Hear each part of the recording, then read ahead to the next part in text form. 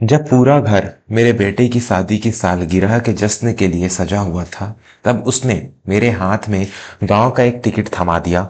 उसमें बड़ी ही बेरुखी से कहा कि मेरी मौजूदगी उनके अमीर मेहमानों के सामने उनका रुतबा कम कर देगी। लेकिन जब मैं अपना सामान बांध रहा था, तो मुझे एक ऐसी फाइल मिली जिसने मेरे पैरों तले जमीन खिसका दी। वह सिर्फ मुझे घर से निकाल नहीं रहा था, बल्कि वह मुझे कानूनी रूप से मृत साबित करने की साजिश रच रहा था। मेरा नाम हरिशंकर है और मेरी उम्र 65 वर्ष है। वर्मा स्टोरीज के मेरे सभी सुनने वालों को मेरा नमस्कार। आज जो कहानी मैं आपको सुनाने जा रहा हूँ, वह किसी किताब का किस्सा नहीं है, बल्कि यह मेरे अपने जीवन का वह कड़वा सच है जिसने मुझे बुढ़ापे के मायने ही बदल कर रख दिए। लखनऊ के गोमती नगर में स्थित आलीशान मकान में मैं रहता था। उसकी एक एक ईंट मेरी खून पसीने की कमाई से जुड़ी थी। मैं एक सरकारी स्कूल में प्रधानाचार्य था। मेरी पत्नी सुमित्रा का निधन 15 वर्ष पहले ही हो गया था। सुमित्रा के जाने के बाद मेरा इकलौता बेटा मोहित ही मेरी पूरी दुनिया बन गया था। मैंने जीवन के हर सुख को त्याग दिया ताकि मोहित को किसी की भी चीज की कमी ना खले। जब उसने विदेश जाकर उच्च शिक्षा प्राप्त करने की जिद की, तो मैंने अपनी पुश्तैनी जमीन का एक हिस्सा और सुमित्रा के सारे गहने बेच दिए। मुझे लगा था कि मैं अपने बेटे के भविष्य में निवेश कर रहा हूँ, लेकिन मुझे नहीं पता था कि मैं अपने ही विनाश की नींव रख रहा हूँ। मोहित विदेश से लौट कर आया। उसने अपना एक बड़ा व्यापार शुरू किया और कविता नाम की एक बेहद आधुनिक लड़की से विवाह कर लिया। विवाह के कुछ वर्षों तक सब कुछ ठीक रहा, लेकिन धीरे धीरे मुझे उस घर के में एक फालतू सामान की तरह महसूस कराया जाने लगा। मेरी पुरानी आदतें, मेरा पहनावा, मेरा सुबह उठकर रामचरितमानस पढ़ना, यह सब कविता और मोहित को खटकने लगा था। वे मुझे अक्सर अपने दोस्तों और मेहमानों से दूर रखते थे। यह सब पिछले महीने की बात है। मोहित और कविता की शादी की 10वीं सालगिरह आने वाली थी। उन्होंने शहर के सबसे बड़े होटल के बजाय हमारे ही आलीशान घर के बगीचे में एक बहुत बड़ा समारोह का आयोजन किया था। घर में दर्जनों मजदूर लगे थे। महंगी सजावट हो रही थी। मैं अपने कमरे की खिड़की से यह सब देख रहा था और मन ही मन खुश हो रहा था। तभी मेरे कमरे का दरवाजा खुला और मोहित अंदर आया। उसके चेहरे पर एक अजीब सी उलझन थी, लेकिन उसकी आंखों में कोई शर्म नहीं थी। वह मेरे बिस्तर के पास आकर खड़ा हो गया और उसने मेरी तरफ एक कागज बढ़ाया। पिताजी, यह कल सुबह की ट्रेन का टिकट है। आप कुछ हफ्तों के लिए हमारे गाँव वाले घर जाए ले जाइए। मैं कुछ पल के लिए समझ नहीं पाया। मैंने उसकी तरफ हैरानी से देखा और पूछा, गाँव? लेकिन कल तो तुम्हारी सालगिरह का जश्न है, इतने सारे मेहमान आ रहे हैं, ऐसे में मेरा जाना कैसे उचित होगा? मोहित ने गहरी सांस ली और अपनी नजरें चुराते हुए कहा, देखिए पिताजी, कल जो मेहमान आ रहे हैं वे सब मेरे पारिवारिक साझेदार हैं। शहर के बड़े अधिकारी हैं। वह यह एक बहुत ही आधुनिक और उच्च स्तर का समारोह है। आप वहाँ बहुत असहज महसूस करेंगे और सच कहूँ तो आपकी ये पुरानी सोच और आपका यह पहनावा हमारे रुतबे से मेल नहीं खाता। आप खामखा खांसते रहेंगे, मेहमानों को अजीब लगेगा। कविता का भी यही मानना है कि आपका गांव जाना ही हम सबके लिए सबसे अच्छा रहेगा। मेरे हाथ में वह टिकट कांपने लगा। मेरे ही बेटे ने मुझे मेरे ही घर में अछूत बना दिया था। जिस बेटे को मैंने अपने कंधों पर बिठाकर पूरी दुनिया दिखाई थी, आज वो मुझे अपनी दुनिया के एक कोने में भी जगह देने को तैयार नहीं था। मैंने कोई हंगामा नहीं किया। सुमित्रा के जाने के बाद से मैंने अपने आंसुओं को पीना सीख लिया था। मैंने बस सर हिलाया और कहा, ठीक है बेटा, अगर मेरी अनुपस्थिति तुम्हारी खुशी बढ़ा सकती है तो मैं कल सुबह ही निकल जाऊंगा। मोहित के चेहरे पर एक राहत की चमक आ गई।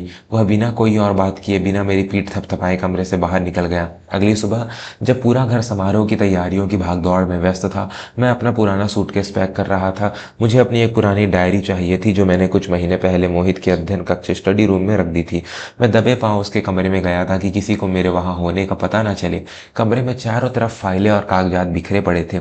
डायरी ढूंढते हुए मेरी नज़र मोहित की मेज की एक खुली दरार पर पड़ी। उस दराज में एक मोटे भूरे रंग का लिफाफा रखा था जिस पर लाल रंग से अत्यंत गोपनीय लिखा था। न जाने क्यों मेरे मन में एक अजीब सी शंका पैदा हुई।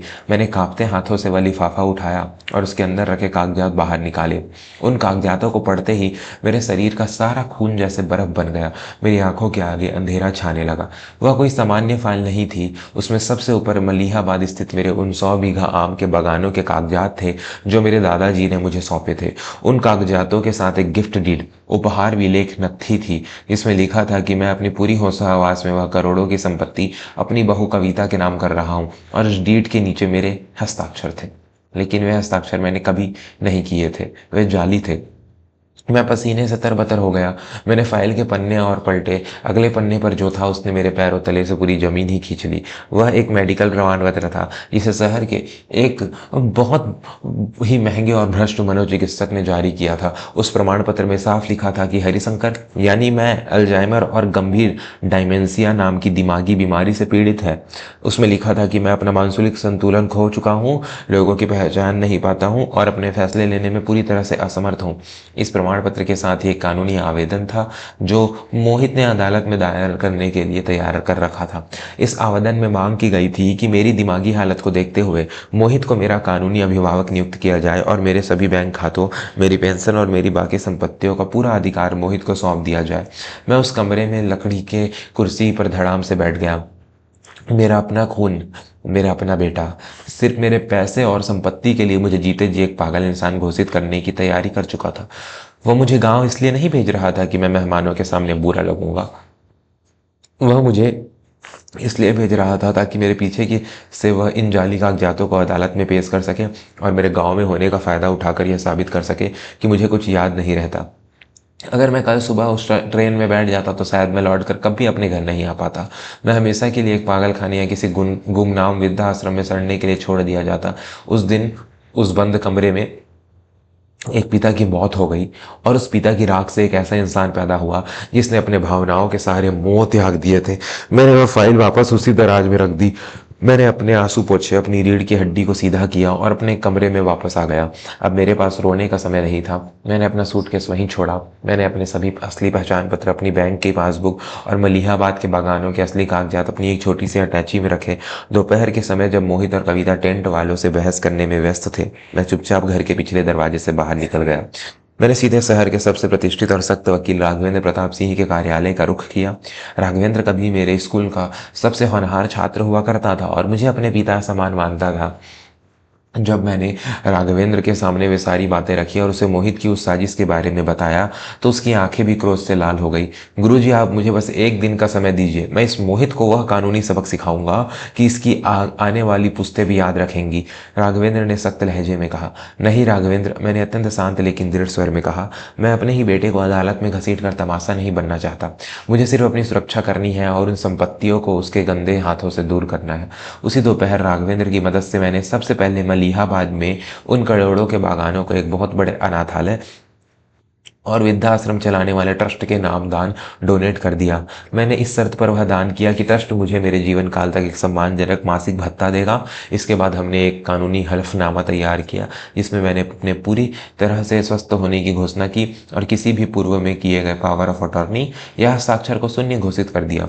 मैंने अपने सभी बैंक खातों को तुरंत रोक फ्रीज लगवा दी और अपना सारा पैसा एक नए खाते में स्थानांतरित कर दिया जिसकी भनक मोहित को नहीं थी। शाम ढल रही थी। मैं जानता था कि मेरे घर में अब तक शानदार संगीत बजना शुरू हो गया होगा। महंगे कपड़े पहने हुए लोग मेरे ही पैसों से खरीदे गए बगीचे में शराब पी रहे होंगे और झूठी हंसी हंस रहे होंगे। मैंने राघवेंद्र के साथ मिलकर एक अंतिम दस्तावेज तैयार किया।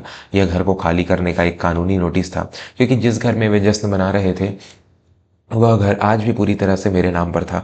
मैं रात के करीब 8 बजे अपने उस घर के मुख्य द्वार पर पहुंचा। अंदर रंगीन रोशनियां नहा रही थी। मोहित एक बहुत ही महंगे सूट में हाथ में वाइन का गिलास लिए अपने दोस्तों के साथ ठहाके लगा रहा था। मेरी नज़र कविता पर पड़ी जो हीरो के हार से लदी हुई थी। जैसे ही मोहित की नज़र मुझ पर पड़ी उसके चेहरे का रंग उड़ गया। उसके हाथ से गिलास छूटकर जमीन पर गिर पड़ा। वह दौड़कर मेरे पास आया और फुसफुसाते हुए बोला, पिताजी, आप यहाँ क्या कर रहे हैं? आपको तो सुबह ही गांव के लिए निकल जाना था। मैंने आपसे कहा था ना कि आप मैंने अपना हाथ उठाकर उसे चुप करा दिया। मेरी आंखों में अब वो वात्सल्य और लाचारी नहीं थी जिसे देखने का वह आदी था। मैंने बहुत ही ठंडी और संयत आवाज में कहा, मैं अपनी ट्रेन नहीं पकड़ पाया मोहित, लेकिन मैं यहाँ रुकने के लिए नहीं आया हूँ। मैं तो बस तुम्हारा तोहफा देने आया था।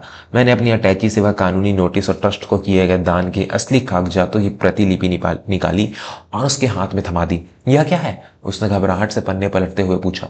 यह तुम्हारी सालगिरह का तोहफा है बेटा, मैंने मुस्कुराते हुए कहा। मुझे तुम्हारी दराज में रखी हुआ फाइल मिल गई थी। तुमने मुझे पागल साबित करने में बहुत मेहनत की थी, लेकिन एक पागल इंसान मलिहाबाद के बागान दान नहीं कर सकता। मैंने वे सारे बागान एक अनाथालय को दे दिए हैं।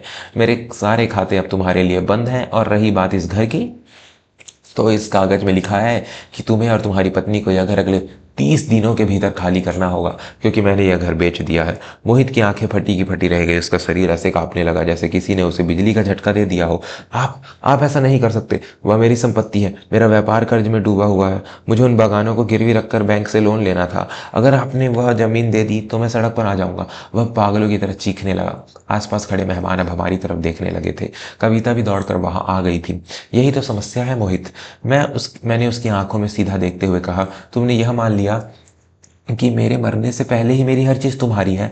तुमने मुझे एक बोझ समझ लिया था, जिसे तुम कचरे की तरह गांव फेंकना चाहते थे। लेकिन तुमने यह भूल कर दी कि जिस बाप ने तुम्हें चलना सिखाया है, वह तुम्हारे दौड़ने से पहले ही तुम्हारे रास्ते के कांटे बिछाना और हटाना जानता है। पिताजी, मुझे माफ कर दीजिए। वह अचानक मेरे पैरों में गिर पड़ा। उसका वह सारा झूठा रुतबा, वह अहंकार, वह उन अमीर मेहमानों के सामने धूल में मिल चुका था। मुझसे बहुत बड़ी गलती हो गई, मैं बर्बाद हो जाऊंगा, पिताजी मुझे बचा लीजिए। मैंने अपने पैर पीछे हटा लिए। जिस इंसान को तुमने कानूनी रूप से पागल और मृत घोषित करने की ठान ली थी, वह अब तुम्हें कैसे बचा सकता है? अब तुम अपनी लड़ाई खुद लड़ो। मैं वहां से पलटा और बिना एक बार भी पीछे मुड़कर देखे उस घर से हमेशा के लिए बाहर निकल आया। रात की ठंडी हवा मेरे चेहरे को छू रही थी और मुझे अपने कंधों से एक बहुत बड़ा बोझ उतरता हुआ महसूस हो रहा था। आज इस घटना को हुए 6 महीने बीत चुके हैं। वर्मा स्टोरीज के मेरे श्रोताओं, आज मैं देहरादून की एक बहुत ही शांत और खूबसूरत घाटी में एक वरिष्ठ नागरिक समुदाय, सीनियर सिटीजन कम्युनिटी में रह रहा हूँ। मेरे पास पैसों की कोई कमी नहीं है। मैं सुबह उठकर पहाड़ों को देखता हूँ, अपनी पसंद की किताबें पढ़ता हूँ और शाम को पास के गांव के गरीब बच्चों को मुफ्त में पढ़ाता हूँ।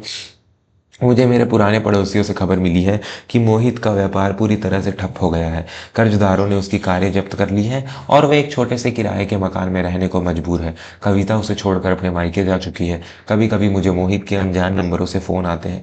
वह रोता है, गिड़गिड़ाता है, लेकिन मैं अब वह फ़ोन नहीं उठाता। इस कहानी से मैं अपने हम उम्र सभी माता पिता को केवल एक ही संदेश देना चाहता हूँ, अपने बच्चों से प्यार कीजिए, उनके लिए अपना सब कुछ न्यौछावर कीजिए, लेकिन कभी भी अपने आत्मसम्मान और अपनी आर्थिक स्वतंत्रता को उनके हाथों की कठपुतली मत बनने दीजिए। अपनी सारी जमा पूंजी और संपत्ति जीते जी कभी किसी के नाम मत कीजिए। बुढ़ापे में आपका सबसे बड़ा सहारा आपके बच्चे नहीं, बल्कि आपका अपना बैंक खाता और आपका स्वास्थ्य होता है। जो माता पिता अपने बच्चों पर आंख मूंद कर भरोसा कर लेते हैं, वे अक्सर अपने ही घर में बेगाने हो जाते हैं। अगर मेरी इस कहानी ने आपके दिल को छुआ है तो वर्मा स्टोरीज के इस वीडियो को लाइक जरूर करें, इसे अपने परिवार और दोस्तों के साथ साझा करें, ताकि किसी और माता पिता के साथ ऐसा धोखा ना हो। चैनल को सब्सक्राइब करना ना भूलें और कमेंट बॉक्स में मुझे जरूर बताएं कि क्या मैंने मोहित के साथ जो किया वो सही था। आप भारत के किस शहर से मेरी यह कहानी सुन रहे हैं, यह भी जरूर लिखिएगा। आपके विचारों का मुझे हमेशा इंतजार रहता है। धन्यवाद।